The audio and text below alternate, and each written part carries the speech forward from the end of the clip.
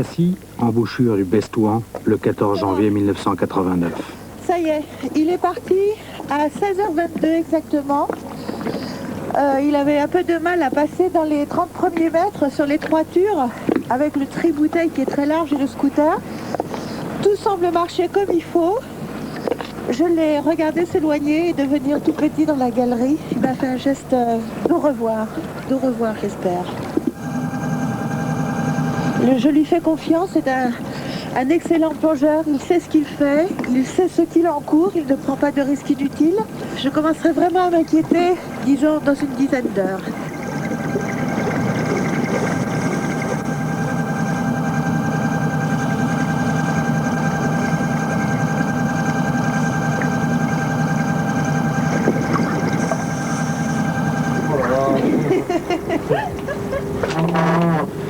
Port de Cassis, 2 jours plus tôt, Véronique et Francis Le Guen sont sous les flashs de la presse locale.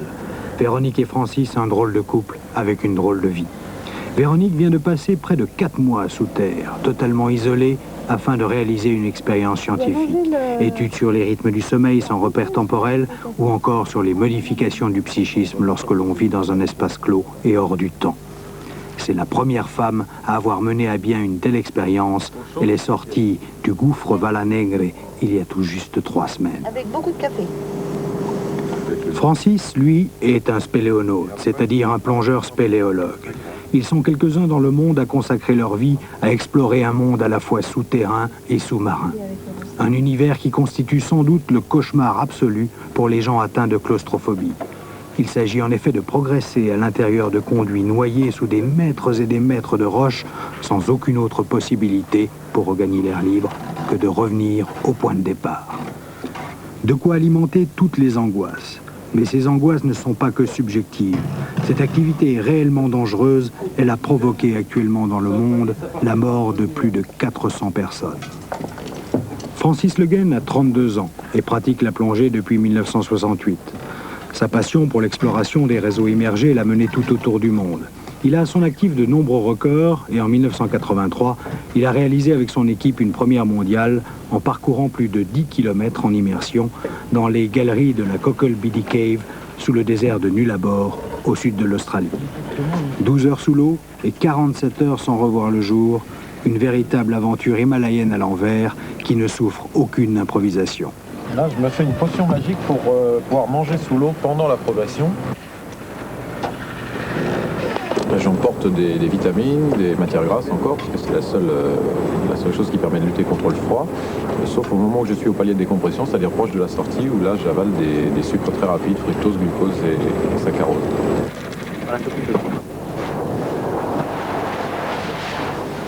Quand on reste des dizaines d'heures sous l'eau, même si dans le Bestouan l'eau est chaude, elle est à 16 degrés, il est sûr qu'au bout d'une dizaine d'heures on a très froid et ça devient une souffrance quand on reste immobile pendant de longs paliers de décompression qui peuvent aller jusqu'à 7-8 heures. C'est vrai que là c'est une souffrance. Pour explorer les rivières souterraines, les spéléonautes ont adapté le matériel de plongée classique à des conditions particulièrement hostiles. Comme pour les voyages dans l'espace, toutes les pièces importantes sont doublées, voire triplées. Aujourd'hui, le défi de Francis Le Guen consiste à s'enfoncer le plus loin possible dans la plus longue source sous-marine connue du monde, la résurgence du Bestouan.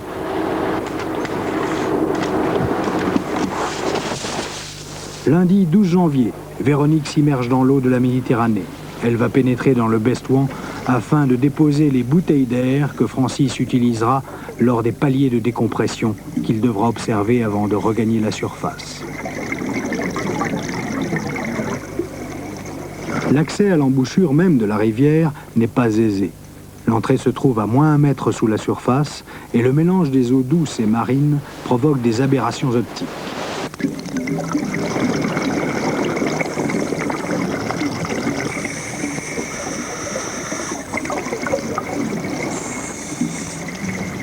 Difficile de passer cette zone avec les aspirations. Pour atteindre ce puits vertical, à 14 mètres de profondeur, Véronique aura nagé une 40aine de mètres dans un étroit boyau. Ce qui permet d'accéder à la galerie principale va devenir en quelque sorte le camp de base de cette expédition sous-marine.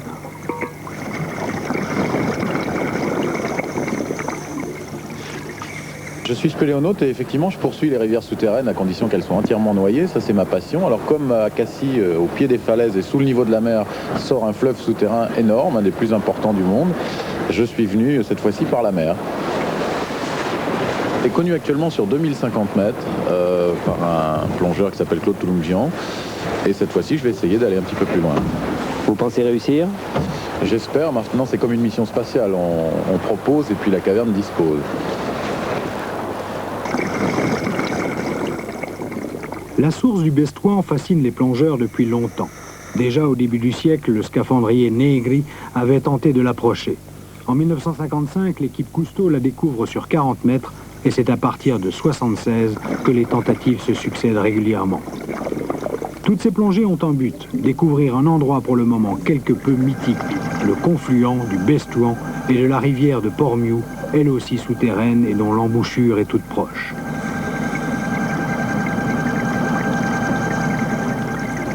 Dans ce milieu hostile, un simple fil, appelé fil d'Ariane, dévidé au fur et à mesure de sa progression, constitue pour le spéléonaute son seul guide pour le retour. À ne perdre sous aucun prétexte.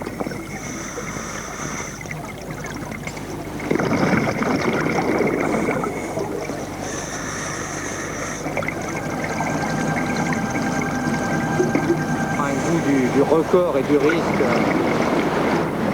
C'est vraiment l'aventure. En mer, on a toujours le ciel au-dessus de la tête. Il y a peut-être d'autres risques, hein, c'est sûr, mais qui sont tout à fait différents de l'eau marine. Alors Francis, il est très courageux ou il est fou? Je crois qu'ils font un petit peu de tout. Je pense pas qu'il soit fou, hein, parce que ça a l'air d'être quelqu'un de très organisé, mais il faut un sacré sang-froid quand même. Je crois que c'est la plus grande des qualités. Hein. Je crois qu'il faut un sang-froid d'enfer pour ça. Et je crois qu'il se fait peur de temps en temps. Il y a des moments où il ne doit pas être sûr d'en venir. 12 janvier, 21h. Francis émerge de la nuit sans le scooter sous-marin. Celui-ci, compartiment moteur noyé, ce qui a provoqué un court-circuit, est resté au fond. Toutefois, 2 bouteilles relais ont pu être déposées à 400 et 800 mètres. Propulseur, un scooter sous-marin qui s'en va tout seul, ça ressemble à un gag, mais ça peut être grave, non? Ça peut être, oui, assez dangereux parce que bon, il y a la hélice qui tourne, alors ça coupe, en plus ça soulève pas mal d'argile.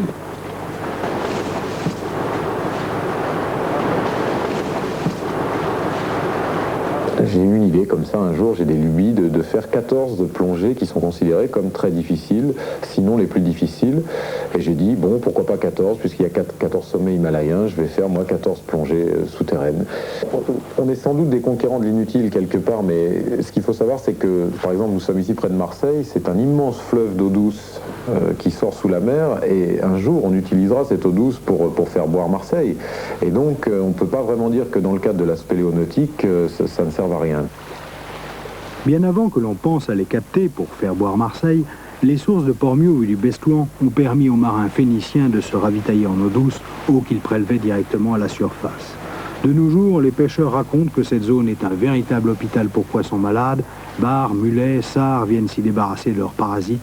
Ils viennent en cure en quelque sorte. Quand je suis venu à Marseille dans les années 62-63, les planificateurs prévoyaient pour Marseille, grand Dieu, 2 millions d'habitants. Et 2 millions d'habitants pour une population qui à l'époque était d'environ 800-900 000 habitants, il y avait un problème de prévision de ressources en eau. Cassis est distant d'une vingtaine de kilomètres de Marseille. Il est donc tout à fait envisageable de capter l'eau douce qui se déverse sans discontinuer à Port-Miou et au Bestouan. Port-Miou, en raison des dimensions de son embouchure, fut choisi pour être aménagé. C'était en 1968. Les expériences de coloration nous confirment l'existence d'un important réseau de galeries qui s'étend sur plusieurs kilomètres à l'intérieur des terres. 4 ans après notre première plongée, la rivière nous est familière. Mais bien des phénomènes restent inexpliqués. Au fil des jours, le petit groupe est devenu une équipe qui a parcouru plus de 250 km et passé plus de 350 heures sous l'eau. Ces travaux menés par la Société des eaux de Marseille, en association avec le Bureau de recherche géologique et minière, nécessiteront au total 4500 heures de plongée. Tout était à inventer et des prodiges techniques furent réalisés car il s'agissait ni plus ni moins que de construire un barrage dans une galerie immergée. Le temps des théories et les évidences devinrent évidentes. En période normale, l'eau de mer, colorée ici en bleu, stagne au fond de la galerie. En période de pluie abondante, l'eau de mer est chassée hors de la galerie par l'apport massif d'eau douce. C'est le barrage dit en chicane qui est adopté. Il stoppera l'eau de mer, mais laissera passer les crues sans créer une surcharge que nous ne sommes pas sûrs de savoir maîtriser.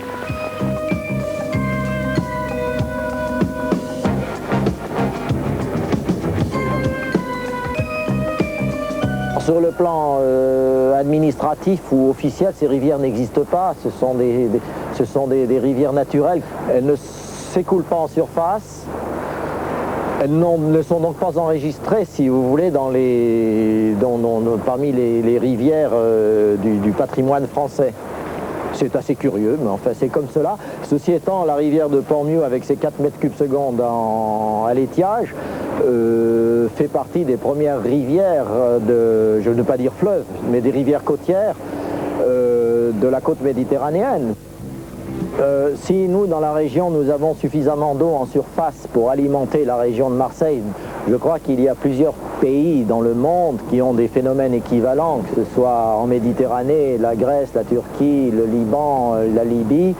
Et je crois que les techniques qui ont été développées ici permettront de mieux connaître ces phénomènes, de capter ces ressources de façon effectivement à servir à l'alimentation des populations. Et tout ce qui sera possible de faire pour connaître, j'allais dire, explorer ces réseaux sous-marins et souterrains sont très importants pour le futur. Pour moi, c'est sûrement pas un exploit gratuit, même si c'est un exploit individuel chaque fois. Cassis, 13 janvier, 21h. C'est demain, oui, j'ai un peu l'angoisse d'ailleurs, parce que avant chaque exploration de ce niveau, c'est vrai qu'on se fait un peu tout le cinéma dans la tête, on se souvient de ses propres accidents, on se souvient des amis qu'on a perdus aussi dans l'activité. Et puis c'est normal, bon, on a un petit peu peur. Bon, par contre, je sais que dès que je serai dans l'eau, je commencerai à me battre avec ce siphon, avec ce courant très violent, là ça ira très très bien. Mais j'ai souvent peur avant une exploration et je crois que c'est mieux que d'avoir peur au moment où l'accident arrive. Pour moi, qui est beaucoup plongé un peu partout dans le monde, pour moi le Bestan c'est un combat, quoi. C'est un peu une face nord en hiver, c'est quelque chose où on sent la force de l'eau, on sent, d'habitude quand il n'y a pas de courant c'est une exploration, mais là c'est en plus un combat, c'est-à-dire que le Bestan se mérite. 14 janvier, 11h du matin, le jour prévu pour la plongée de pointe, la grande plongée. On peut ouvrir toutes les portes. Oh, tant pis, celui-là, j'espère. Durant 2 heures, Francis va méthodiquement préparer son matériel, vérifier le bon fonctionnement de chaque détendeur, de chaque manomètre, de chaque lampe.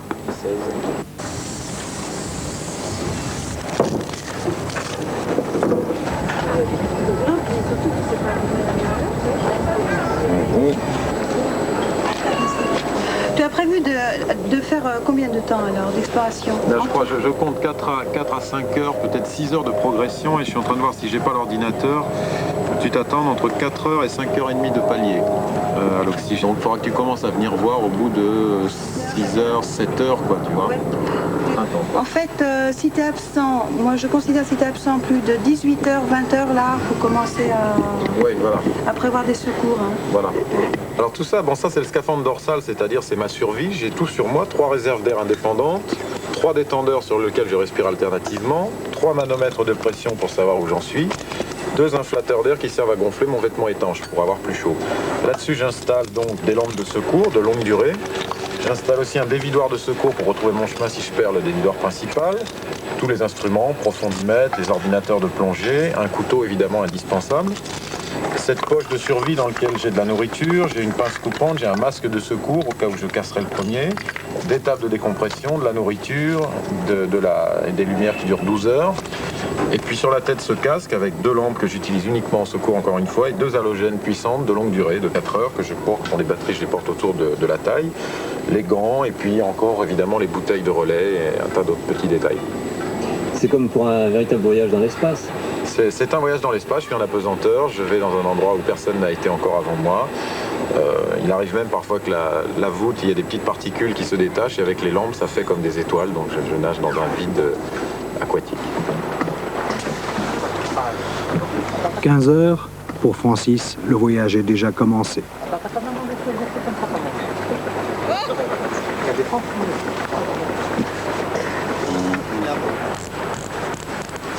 Là. Voilà, vous avez le basculer de ça.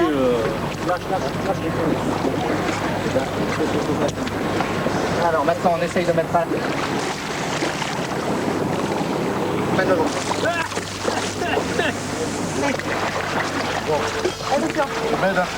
Oui, oui.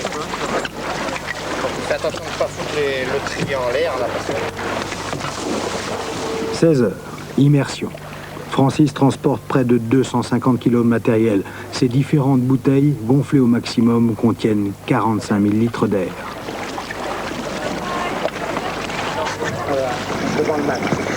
C'est Véronique qui l'aide à franchir les premiers mètres.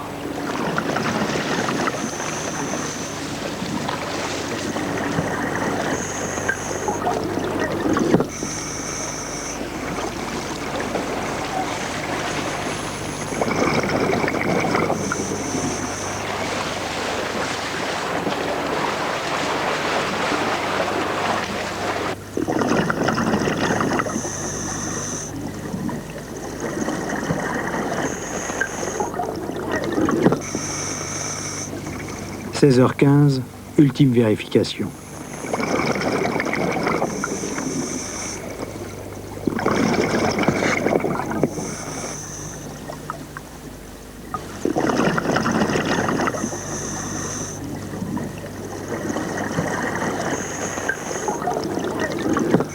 Bouteille relais clampée, c'est le départ. Il est 16h22. Le lit souterrain du Bestouan présente un relief tourmenté, avec des variations de profondeur importantes. Dans un premier temps, le but de Francis est de rejoindre le point extrême atteint par Claude Touloumjean en 1983, plongée qui avait nécessité une immersion de 8 heures. Maintenant, je ne vais pas quitter l'entrée du siphon des yeux. C'est dans la tradition et puis je ne pourrai pas autrement. De toute façon, il est convenu que dans 5 heures exactement, je retourne voir au puits s'il n'est pas revenu, s'il n'est pas en train de faire des paliers de décompression. Ah, Francis, c'est tout pour moi, c'est ma vie, c'est mon double, c'est ma moitié, je ne saurais pas comment le dire en fait, c'est l'intérieur de moi, de même que je dois être un peu l'intérieur de lui. On forme un œuf complet, nous deux, et finalement on a une complémentarité qui s'ajuste dans tous les domaines. Par exemple, dans le domaine le plus pratique, c'est moi qui bricole, c'est lui qui écrit.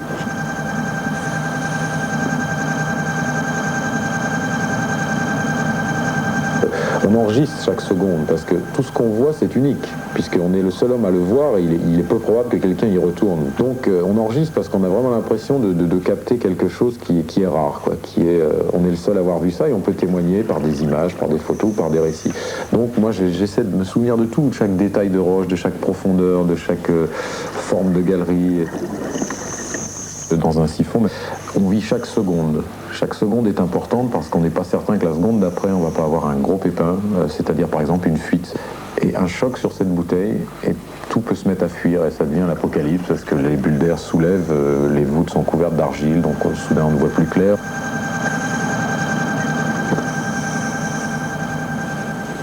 « 19h. Dans notre monde, la nuit tombe et l'attente continue.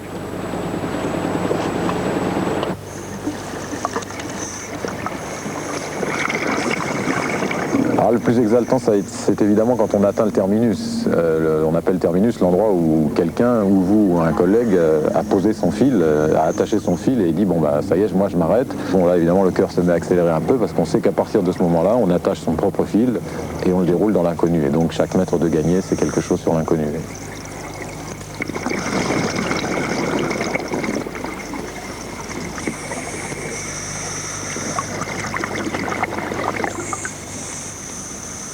« 22 heures. Pour l'instant, je suis un petit peu sur le qui-vive. Là, j'ai un peu basculé dans la période de temps où bon, le compte à rebours est commencé réellement pour moi. C'est-à-dire que je suppose que, puisqu'il n'a pas été de retour, ça s'est bien passé. Je suppose qu'il est en première. Et bon, à partir de maintenant, je commence à compter le temps avec plus de lourdeur, dans le sens où dans quelques heures, s'il n'est toujours pas de retour là, ça commencera, je commencerai à être vraiment profondément anxieuse. Mais j'évite de m'attarder sur mes propres sentiments. Ce qui compte, c'est ce que vit Francis, c'est pas ce que je vis moi. C'est ça l'essentiel, c'est lui qui vit les choses importantes pour l'instant. Donc on verra, je fais confiance. Je fais confiance. Bon, bah, je vais aller m'équiper. Parce que... 23 heures, Véronique pénètre dans le puits. Il est en vie. C'est un succès. Il a réussi à prolonger la connaissance de la galerie de 240 mètres. Il est fatigué parce que je crois que c'était un très dur combat. J'ai vu déjà en arrivant à son aire, il m'a serré le bras. Et puis j'ai vu à travers le masque les cernes qu'il avait, donc je savais que c'était... que ça n'avait pas été facile. On a parlé par geste et puis effectivement il m'a écrit les données précises sur une petite plaquette. Pour garder la vie, il a été contraint de laisser tout au fond le scooter, la caméra et 2 grosses bouteilles. Je vais retourner le voir d'ici une petite demi-heure, 3/4 d'heure. Je vais voir comment ça va.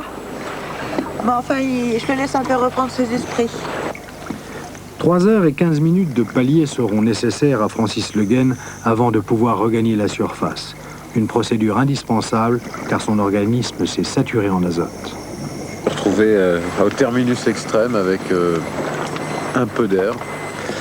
Un peu d'air pour faire la première. J'ai donc relié mon fil et j'ai tiré 240 mètres de nouvelle galerie. Mais il faut savoir que c'est vraiment se tirant sur les bras. C'est un courant démentiel. Je me suis arrêté au bout de 240 mètres pour garder un petit peu d'air parce que je prévoyais ce qui allait arriver au retour. Et donc au retour, le siphon s'est troublé pratiquement complètement. Et puis j'ai retrouvé le scooter tout à fait normalement. Sauf que quand j'ai voulu l'enfourcher, c'était plus possible puisque je ne voyais à peine ma main, quoi. Donc j'ai essayé de le tracter avec moi. À un moment donné, le fil s'est coupé. Je me suis retrouvé sans aucun fil à 1500 mètres de la sortie. J'ai résolu le problème, j'ai retrouvé le fil et j'ai décidé là d'abandonner les scooters parce que c'était lui ou moi. 15 janvier, 2h du matin. Francis émerge après 8h15 passé sous l'eau. Il a atteint 2290 mètres et reconnu 240 mètres de galerie nouvelle.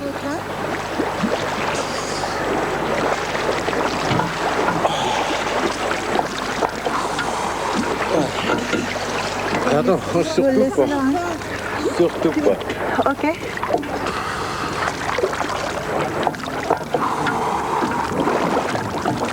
Voilà.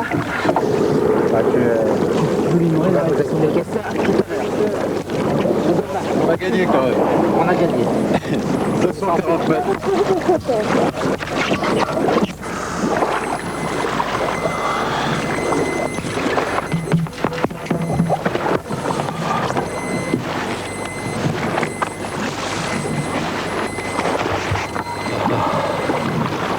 Vous avez eu peur là un peu? Même pas. C'est-à-dire que même pas. C'est difficile de décrire, mais c'est effectivement horrible tout ce qui arrive à la file les unes des autres, mais je sais pas, non, j'ai même pas peur, j'étais presque résigné en plus. Mais c'est parce que j'étais sûr de sortir. Puisqu'à un moment je me suis pris au jeu et j'ai vu une bouteille qui était complètement vide et là j'ai eu un petit pincement, ce qui prouve bien que quand on sent que la mort est proche, là on a peur comme tout le monde, mais simplement je maîtrisais totalement le milieu et j'étais certain d'arriver.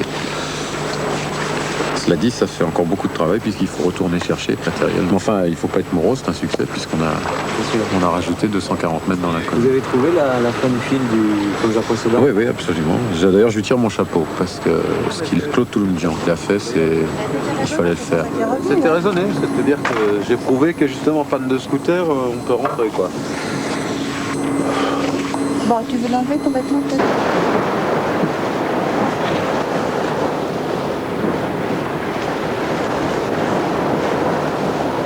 J'ai déjà envie de retourner pour essayer d'aller plus loin. Alors qu'en sortant, j'avais dit cette fois-ci c'est la dernière fois parce que j'ai vraiment beaucoup souffert. En général, j'y repense par tronçon, c'est assez curieux, c'est-à-dire le moment où il m'arrive un petit pépin, je le décortique seconde après seconde, j'y repense. Puis au fur et à mesure, tous les mauvais souvenirs s'en vont et on ne se souvient que du spectacle qui est vraiment extraordinaire. C'est un peu comme les eaux du Beston, quand ça se décante, c'est-à-dire qu'on ne retient que les bons souvenirs.